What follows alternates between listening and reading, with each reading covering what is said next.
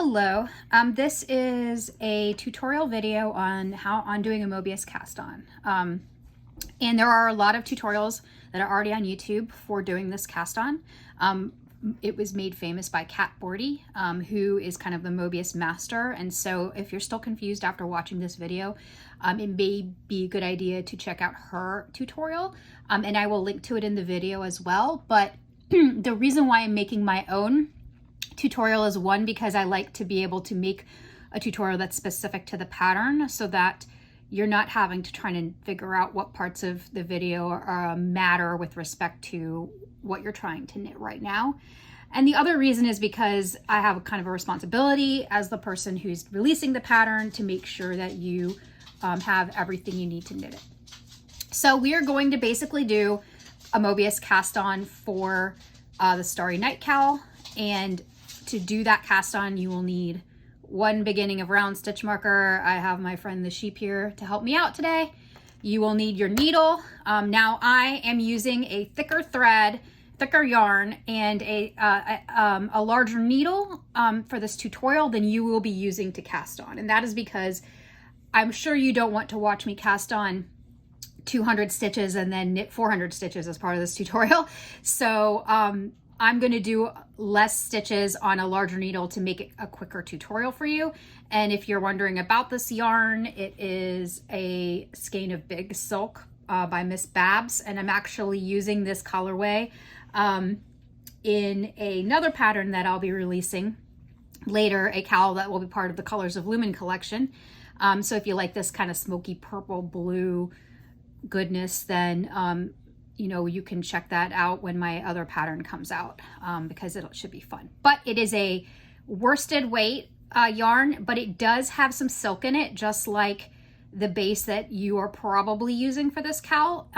Because of the Starry Night, the drape for it, I do recommend, if you can afford it, definitely have some silk in the base that you're using. If not, then adding some nylon or some other more relaxed fibers that don't have a lot of stretch or that drape a little better will benefit your pattern as far as kind of giving you the stitch definition, the shine, and the ability to get that drape that the cowl has. So what is a Mobius cast on? If you're completely unfamiliar with that, it is essentially a cast on that where you end up knitting in the round, but it's not a straight round project. It is a project with a cast on that creates a half twist. So a lot of times if you knit in the round, you're actually told, make sure your work isn't twisted when you start knitting. But with the Mobius, you actually want to make sure your yarn is twisted by exactly one half twist. And what that means, and I'll demonstrate it before the stitches are on the needle because it's easier, I think, to tell before you get on the needle. So if you are normally, you have your needle and it is completely straight. And when you work in the round, you have a completely free loop. And you want to make sure that none of those loops are twisted. But when you're casting on with a Mobius, you're actually going to cast on 2 layers of stitches in the round at the same time. So you'll be casting onto the needle, and at the same time you're casting onto the needle, you'll be casting onto the cord as well. And so when you go to actually join in the round, what you want to make sure is that when you add that stitch marker, you know what I mean, there is one point at which the needle passes over the cable or the cable passes over the needle. So normally you would follow it. So you'd say, okay, this is my thing. This is my my needle. Here, my cord is going around, around, around. It's not twisting. It's not twisting. It's not twisting, and it's staying always above the needle, so that there's never a twist. But with the Mobius cast on, you're actually going to have a point where the needle is over the yarn and it does twist inside. So you'll be able to see what that does when we join. But the idea being that if you follow your cable all the way around, there is going to be one point at which your cable is over your yarn, or your yarn is over your cable, and that will be where, you know what I mean, you'll be continuing. You'll be creating the Mobius twist. And so what it looks like is that you have one super long round, and then half of it is knit in one direction and half of it is knit in the other direction. And this is accomplished by the way the yarn is cast on and the half twist that is in the middle. So you're always going to be feeling like you're knitting one thing, but as the yarn works its way through around the cable and back up to the other needle, because of the way the twist is, you'll end up, you know, eventually purling next to stitches that you thought you had knit in the last round. So if you were to just knit straight up, you would end up with the top half of your cowl or your work being stockinette and the bottom half being purl, because as you knit, the twist will cause the purl to grow on the bottom, even though you've never purled. But we're doing a 1x1 twisted rib for this whole cowl. So you're never going to be confused as to whether you should be purling or knitting, but you will note that there will be an area in the middle of the cowl where it will seem to switch from from twisted rib to twisted purl. And that's because you're creating that flap where the bottom half is going in one direction, the top half is going in the other. So you're essentially knitting your cowl from the middle out. And that's where the Mobius cast on comes into play. So I know that was a really long explanation, and if you're bored, feel free to fast forward to the part where I'm casting on, or feel free to like watch it over if you that was confusing, or reach out to me if you have any questions. But to get the stitches on the needles for this project, I'm going to go ahead and start doing that. So the first thing you would do is create a slip knot, and generally I'm a fan of kind of bending the yarn and not using a slip knot, but for this cast on I always use a slip knot because it's already a little fiddly, and so you want to make sure that you have a slip knot for this. So what you're going to do is you're going to move your slip knot down the cord, and you're going to hold your yarn or your right hand needle, and you're going to like near the slip knot with a loop, right? So the construction is going to look like this. You're holding your right needle, you're holding your slip knot, you've got your working yarn here, and then your other needle's just hanging down out of the way for now, because right now we're just going to get everything on the cord and on the needle, and then we'll show you how to knit it. So this is actually a pretty easy cast on. Some like the German twist and stuff, you have a lot of machinations with your hand, but with the Mobius you really don't. So there's just a couple things to remember. One, just keep good grip of your needle with your right hand. Two, kind of grab your slip knot just to make sure it's not wiggling all over the place. Three, this helps to hold your cord with your left hand. And four, make sure that you are tensioning your working yarn with your left hand as well. I am left-handed, so I sometimes hold things a little differently than a right-handed person might. But honestly, this cast on is fairly straightforward, so you shouldn't have too much issue. So for the Starry Night cowl, you will be casting 200 stitches onto the needle. This means that you will be working with this needle for 200 stitches, but you will end up with a total of 400 stitches, because every time you cast onto the needle, you also cast onto the cord. So although that's where the pattern, if you're having confusion about why you cast on 200 stitches and you have 400, it's because every move of this cast on creates 2 stitches, but for ease of use, we're only going to count the ones that you've actually cast on the needle, because those are going to be the top stitches, and then the 200 stitches on the cord are going to be the bottom stitches. So casting on, you're basically going to do the following. You're going to hold the slip knot in place, and this is your first stitch. And then the next thing you're going to do is take your needle, your needle, move it under your cord, grab your yarn, and pull it up. And so now you've cast on 2 stitches, right? You have your stitch at the bottom, you've cast on a stitch up at the top, and you've cast on another stitch at the bottom. So that's why we say this is casting on 1 stitch, because this one movement has actually created 2 stitches, one on your needle and one on your cable. But now, since we started with one on the cable, we have to even it up. So to even it up, you just do a yarn over on the needle. So now you have 4 stitches technically, 2 on the needle, 2 on the cable. And if we do this again, you'll see you move you take your, and again, now I start to hold this stitch so that the yarn over doesn't slip around, but you take your needle, put it below your cable, grab your yarn and pull it up. And again, you've created another stitch on your needle and another stitch on your cable. And so now you have 3 stitches. Then you do your yarn over, and now you have 4 stitches. So every every motion under the cable creates 2 stitches, and then every yarn over after that creates additional stitch. But we're only going to count the stitches on the needle for the purposes of how many stitches you're casting on, because trying to keep track of it on both the needle and cable is just a little cumbersome. So again, you're going to go down below the cable, and then you're going to go up again, and then you're going to do your yarn over. And now you have six stitches. And we're just going to keep doing this as we go along until you get to your 200 stitches on the needle.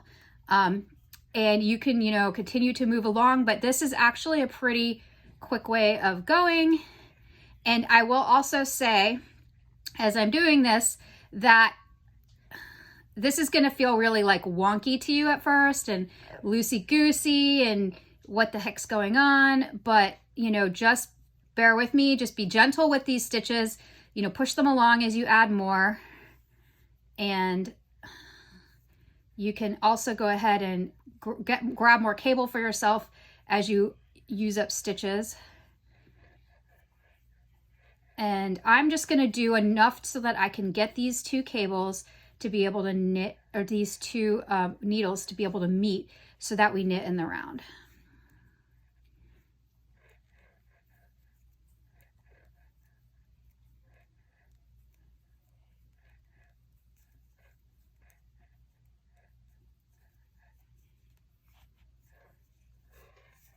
And then just keep pushing gently.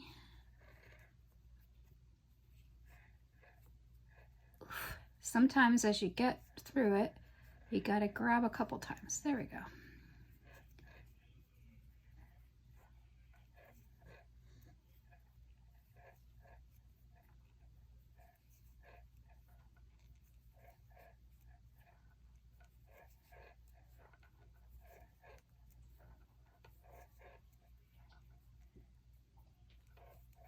Okay, so now I probably have enough stitches, and you're like, that doesn't look like enough, but because of how this works, you actually are just going to pull these stitches all the way around, and you want to kind of pull your cables so that they meet and that you have an even amount of tension between the cable and the stitches, and then you can just carefully bring your stitches up. And I know you're working with fingering weight yarn, so you have a little more concern about yarn skipping over itself and, you know, getting tangled and leapfrogging. So just be careful and get it so that you have on this side, they are just kind of meeting each other. And now here's the part where we check our twist before we add the beginning of round marker. So you're ending with a yarn over, so just make sure you're not dropping that yarn over. Just hold on to it as you will. And now we're going to check the twist. So if my needle is above my cable and my cable is below, and I'm going to follow this all the way around. And now I get to here and I say, at this point, my needle is now, or my cable is now above my needle. So at this point, I know that I have got my 1/2 twist, right? So here I could say, so your cable is above your needle, and you're like, well, how do you knit if your cable is above your needle? Well, you don't actually have to keep it above your needle. You just need to make sure that it is, that as you work around, as you like check your stitches, it is above the needle. And then at that point, you pull it back down again, and you can set that twist to the middle. And then you know, okay, here's where the twist is actually hanging out while I knit around. And so that's kind of my way of checking whether or not I've got my 1/2 twist in, because sometimes you can't tell if you just look at the cord and you can tell, okay, there's a twist there, but sometimes you're not 100% sure. And so if you drag the cable up and you check it there so that when everything's straight, there's that one cross, you know that you're exactly at your 1/2 twist and you're ready to start knitting. So, and take your sheep or whatever marker you have and put it on your beginning of round marker. And again, remember there you do have a yarn over here. So from this point on, you're actually going to be working your twisted rib. And so where you know, if you were just doing a straight stockinette, you'll notice that the first set of stitches is actually just going to be these wide open triangles. But instead of just knitting all of those triangles the way you would if you're watching Kat Bordy's video you will actually knit them and purl them to go along with kind of what we're doing. So the first one is going to be a knit, and I'm going to knit it through the back loop, and then you're just going to knit that stitch through the back loop. The next stitch is going to be a purl. Now, there isn't really a way to purl through the back loop of an open triangle like this, so I am just going to purl it. And then we are going, and again, this part is a little wonky and it's going to make you crazy. You're going to be like, my tension's all wonky. Don't worry, it will come out in the wash. So then I am going to knit through the back loop, the next stitch, and then I'm going to, and again, just be gentle when you pull these stitches up to make sure you hit your open triangle, and then I'm going to purl. And then you can move your stitches up the needle. And I know like here, you're like, oh my God, the tension's getting crazy. Don't worry, it'll come out in the wash, because remember, everything right now, your tension is between two cables, a needle and a cable, and another needle and a cable. And as you work, it will work itself out. So then we're back to a knit. So we're just gonna knit again through the back loop. And then again, take your yarn, make sure that it is not twisted. And by twisted, I mean, this was a knit. So it's not twisted, I mean not twisted over itself as you try to pull it up the needle. Purl, knit, purl, knit. I'm going to do that through the back loop. Knit, purl, knit. And what we're doing here is we're getting through kind of everything that was on the top of the stitch of the needle. So we're getting through the ones that was a knit. So now I'm purling. You're getting through like the first half of those stitches that you've added, and you'll know what you've gotten halfway through when the stitch marker that you placed at the beginning of round is directly below your needles. So we're not even halfway there yet, but that's what you know. So now I'm going to purl, because I have a knit stitch right before me. So purl, knit,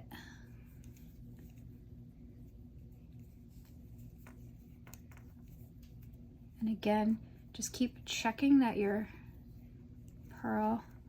grabbing the right piece of yarn. Knit, purl, knit,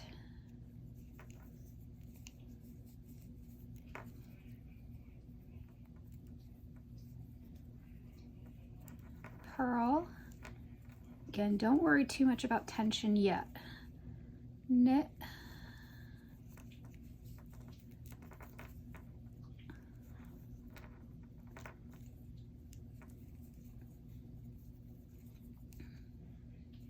actually, before I do that, I'm going to adjust my stitches, because they need to keep moving along the cable.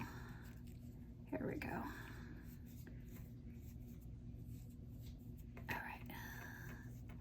So now we just purled and we're on a knit, knit, purl, knit, purl, knit,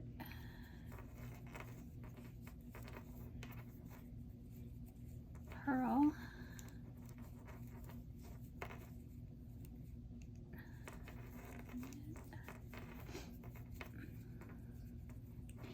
doing this entire project in twisted rib is a bit of a commitment as far as energy and time and back and forth. So if you really hate working twisted rib, I don't recommend this project for you. Maybe that's a little late if you've already bought the pattern, but the idea is like, it is a bit of an effort. I find it a little meditative because I'm, constantly telling myself knit, purl, and it's kind of like a mantra for me. It gets a little meditative, but like if it's something that drives you absolutely crazy, then I can completely understand that. But I just personally love how twisted rib looks. I love the kind of decorative nature of it. I love how it ends up looking once it's done. And so I'm willing to take that time and the futziness of twisted rib to get the result. And I'm assuming that if you're doing this project, you are also interested in that. So we will get through this cast on together. Let's see. Purl and then knit through the back loop, purl,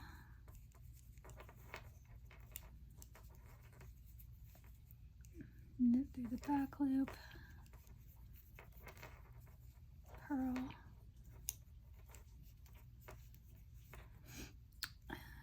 knit through the back loop,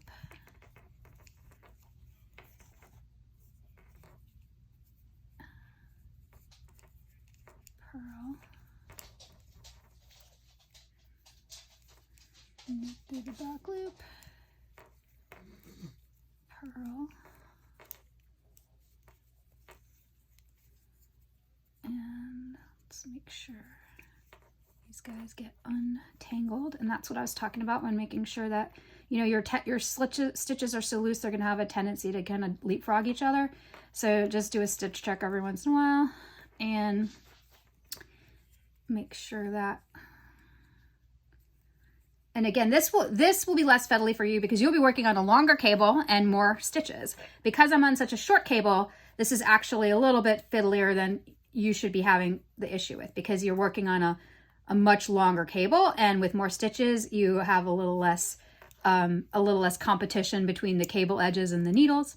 So the last stitch was a purl. So let's do the knit, purl,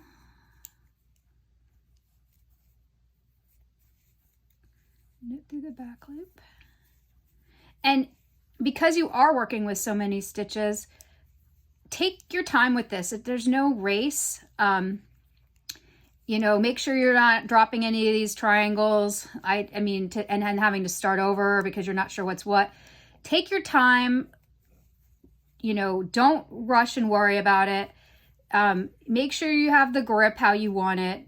Don't, knitting is our hobby. It's not our, maybe I guess it's not my hobby at this point, but it's generally people do this to relax, right? So don't strangle your needles, don't strangle your yarn, keep your fingers loose but firm so that as you move through this, you're not, causing yourself frustration, anger, and making sure that you're keeping hold of things so that you're not dropping stitches and causing chaos. Okay, the last one was a knit. So, and I feel like that is something that,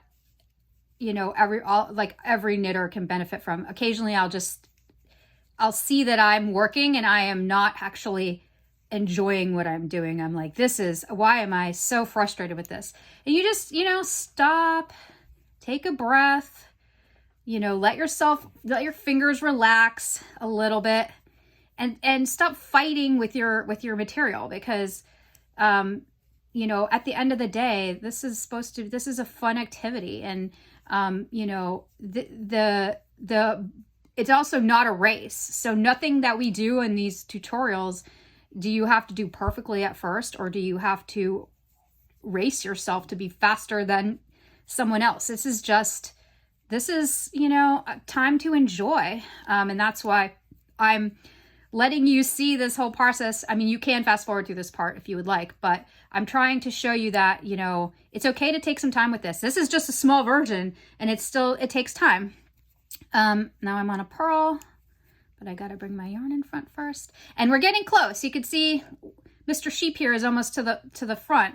And that will change then how we start to work into our next set of stitches, which is why I'm taking the time to go through this with you, so that you can see what it looks like when you get to like the first half of your cowl, of your stitches for the Mobius round.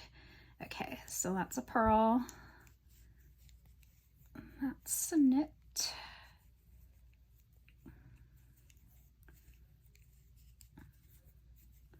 That's a purl. And I actually didn't take the time to make sure that the stitches I put on her were even, so let's hope that they are, but that's a knit. And that's a purl. Okay. So now you can see that this little guy is in the middle. Whoop, whoop, he's here. He's made it halfway around the Mobius, which means that at this point, you're going to start to see when you get to your stitches, and I'll pull the tail down, you're going to start to see here that you already have ribbing. Like you're no longer working into triangles, you're now working into ribbing. And what this is this is the first half of your cowl, like the bottom half of your cowl that you've already started working. And so when you get halfway around, you're now working the other half. And like how Mobius has worked, it's worked from the middle out. So when you're going to be measuring your 4 inches to determine when it's time to break from round to flat, you're going to be measuring between the needle and the cord. You're going to be pulling it wide and saying, okay, there's 4 inches, length between my needle and my cord. It's not 4 inches edge to edge, it's 4 inches lengthwise. So when I go into this next stitch, knowing that, here's my tail, I've hit it again, and now I'm back to purling. We're going to purl through the back loop at this point, and we're going to we're going to knit through the back loop.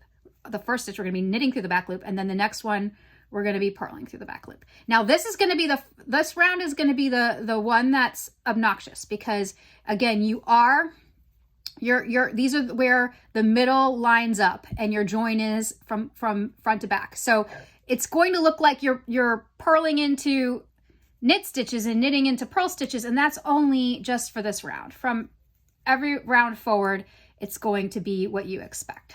So knit through the back loop, purl through the back loop, knit through the back loop. And again, don't get too judgy about yourself yet. Like this will like the tension and all of that. You want to be firm with it, but it's not, I almost didn't knit through the back loop.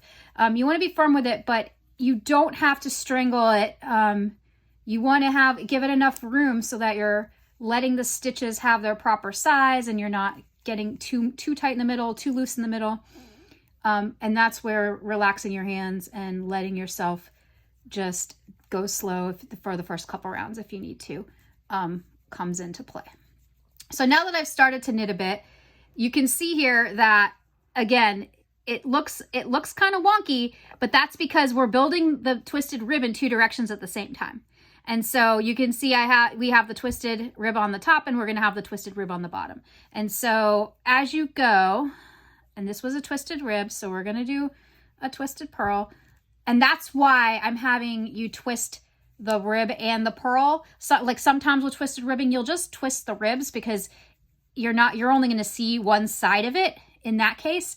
But with this cowl, you will see both sides of the twisted ribbing at the same time. So that is why we are twisting both on the knit and on the purl.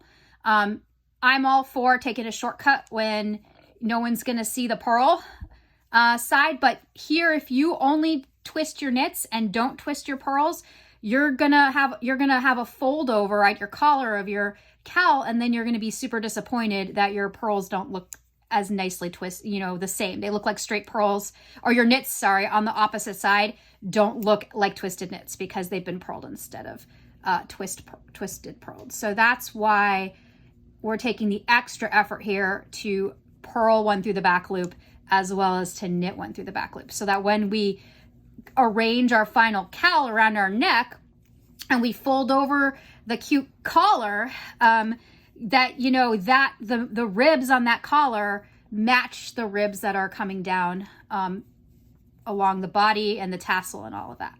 So now I'm just going along, and I am purling, or I'm knitting through the back loop, and I'm purling through the back loop until I get to the end of that Mobius marker.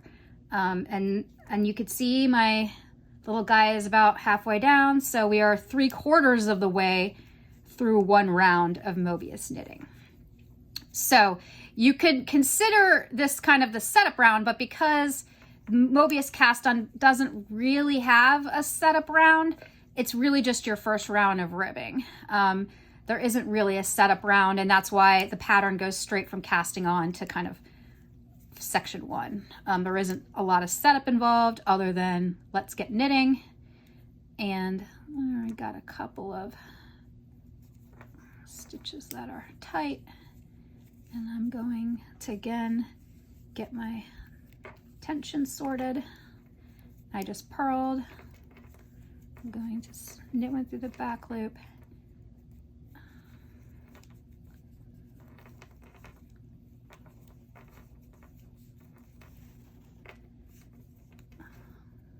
Purl.